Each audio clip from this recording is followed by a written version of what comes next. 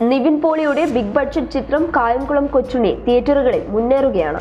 Release ചെയ്ത് 3 ആഴ്ചയിലേക്ക് എത്തുമ്പോഴും മികച്ച കളക്ഷനുമായിട്ടാണ് ചിത്രം കുതിക്കുന്നത്. നിവിനൊപ്പം മോഹൻലാലിന്റെ അതിഥി വേഷത്തിനും മികച്ച സ്വീകാര്യതയായിരുന്നു തിയേറ്ററുകളിൽ ലഭിച്ചിരുന്നത്. ചിത്രത്തിലെ ലാലേട്ടന്റെ സാന്നിധ്യം സിനിമയുടെ വിജയത്തിൽ നിർണായകമായിരുന്നു. വമ്പൻ റിലീസായിട്ടായിരുന്നു ഒക്ടോബർ 11-ന് കൊച്ചുണ്ണി തിയേറ്ററുകളിലേക്ക് എത്തിയിരുന്നത്.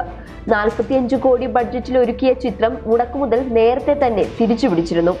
ശ്രീ ഗോകുലം മൂവീസിന്റെ ബാനറിൽ ഗോകുലം ഗോപാലൻ നിർമ്മിച്ച കൊച്ചുണ്ണി റോഷൻ ആൻഡ്രൂസ് ആയിരുന്നു സംവിധാനം ചെയ്തിരുന്നത്. കളക്ഷന്റെ കാര്യത്തിൽ 50 കോടി കടന്ന് മുന്നേറുന്ന ചിത്രം ഇപ്പോൾ മൾട്ടിപ്ലക്സുകളിൽ നിന്നും കൂടുതൽ കളക്ഷൻ നേടിയ ചിത്രമായി മാറിയിരിക്കുകയാണ്.